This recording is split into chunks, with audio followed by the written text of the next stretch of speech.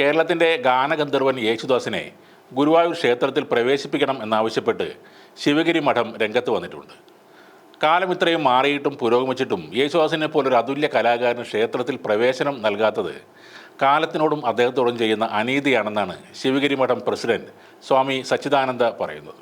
അടുത്ത മാസം ആചാര പരിഷ്കരണവുമായി ബന്ധപ്പെട്ട് ശിവഗിരി മഠം ഗുരുവായൂർ ദേവസ്ഥത്തിന് മുന്നിൽ നടത്തുന്ന പ്രക്ഷോഭത്തിലെ പ്രധാന ആവശ്യമായി ഈ വിഷയം മുന്നോട്ട് വെക്കുമെന്നും അദ്ദേഹം പറയുന്നു. ഈ വിഷയത്തിൽ അനുകൂല നിലപാട് ഉണ്ടാവാൻ സർക്കാരും കൂടി ഇടപെടണമെന്നും സ്വാമി സച്ചിദാനന്ദ ആവശ്യപ്പെടുന്നുണ്ട്.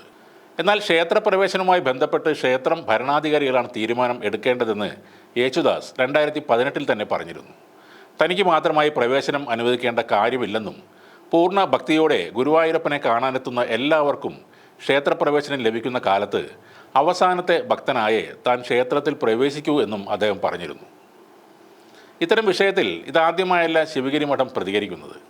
മുമ്പ് ക്ഷേത്രങ്ങളിലെ വസ്ത്രധാരണവുമായി ബന്ധപ്പെട്ട് NSS അധ്യക്ഷൻ സുകുമാരൻ നായരുമായുണ്ടായ വാഗ്വാദത്തിലും കേരളത്തിൽ ഇനിയും മാറ്റങ്ങൾ ഉണ്ടാവണമെന്നും ഗുരുവായൂരിൽ കയറാൻ യേശുദാസ് ഇപ്പോഴും ക്യൂവിലാണെന്നും ശിവഗിരി മഠം പ്രസിഡന്റ് സ്വാമി സച്ചിദാനന്ദ പറഞ്ഞിരുന്നു.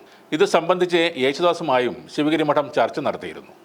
കാലക്രമേണ നിലപാട് മാറുമെന്നാണ് കരുതുന്നത് എന്നാണ് അന്ന് യേശുദാസ് പറഞ്ഞത്. ഇപ്പോൾ അതിനുള്ള സമയമായെന്ന് സ്വാമി സച്ചിദാനന്ദ അതിന് മറുപടിയും നൽകിയിരുന്നു. യേശുദാസിൻ്റെ അയ്യപ്പ ഭക്തിയും കൃഷ്ണഭക്തിയും ഒക്കെ അംഗീകരിച്ചുകൊണ്ട് അദ്ദേഹത്തിന് ഗുരുവായൂർ ദർശനം നടത്താൻ അനുമതി കൊടുക്കുന്നതിൽ തെറ്റൊന്നും ഇല്ല. കാരണം അദ്ദേഹം ഗുരുവായൂരപ്പൻ്റെ ഒരു ഭക്തനാണ്. ക്ഷേത്രങ്ങൾ വിശ്വാസികളുടെ ഇടമാണ്. ഇവിടെ ആചാരപരമായ നിയമങ്ങളുണ്ട്. അതെല്ലാം പാലിച്ചുകൊണ്ട് ഏതൊരു ഭക്തനും അവിടെ കയറാൻ സാധിക്കണം. അതേപോലുള്ള ഒരാളായിരുന്നു കവി യൂസഫ് അലി കേച്ചേരി. സംസ്കൃതവും ഭക്തിയും ഒത്തുചേർന്നപ്പോഴാണ് യൂസഫ് അലിയിൽ കവിതകൾ ഭക്തിസാന്ദ്രമായത്.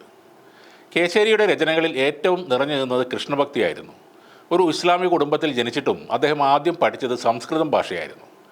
അത് തൻ്റെ ഭാഷയെയും വിശ്വാസത്തെയും ജീവിതത്തെയും മാറ്റിമറിച്ചെന്ന് കേച്ചേരി അഭിമാനത്തോടെ പറയുമായിരുന്നു.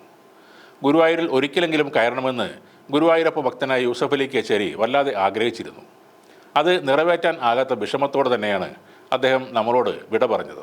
ഹിന്ദുവായി ജനിച്ചു എന്ന ഒറ്റ കാരണം കൊണ്ട് മാത്രം ക്ഷേത്രങ്ങളിൽ പ്രവേശിക്കുന്ന ചില അവിശ്വാസികളെക്കാൾ മുൻഗണന കൊടുക്കേണ്ടത് യേശുദാസിനും യൂസഫ് അലിക്കും തന്നെയാണ്.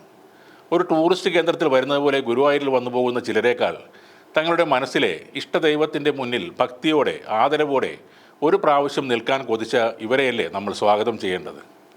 കൃഷ്ണകൃപാസാഗരം, ജാനകി ജാനെ, സ്വരരാഗ ഗംഗാപ്രവാഹമേ എന്നീ ഗാനങ്ങൾ എഴുതിയ യൂസഫ് അലിയും ഭക്തിസാന്ദ്രമായ ഒട്ടേറെ ഗാനങ്ങൾ ഭക്തിപൂർവ്വം തന്നെ ആലപിച്ച യേശുദാസും ഒരിക്കലും ക്ഷേത്രങ്ങളിൽ നിന്നും മാറ്റി നിർത്തപ്പെടേണ്ടവരല്ല. ശബരിമലയ്ക്ക് ഇല്ലാത്ത ഈ അയിത്തം ഗുരുവായൂരിന് ഉള്ളത് ഒരിക്കലും ഹിന്ദുക്കൾക്ക് അഭിമാനിക്കേണ്ട ഒരു കാര്യവുമല്ല.